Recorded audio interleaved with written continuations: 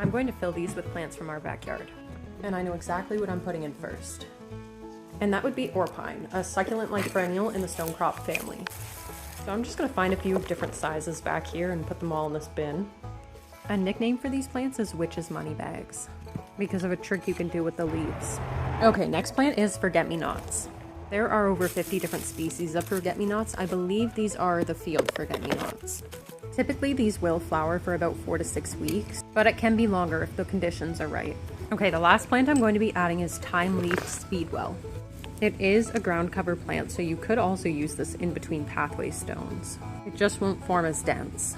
But here's the finished planter, using only plants from our backyard.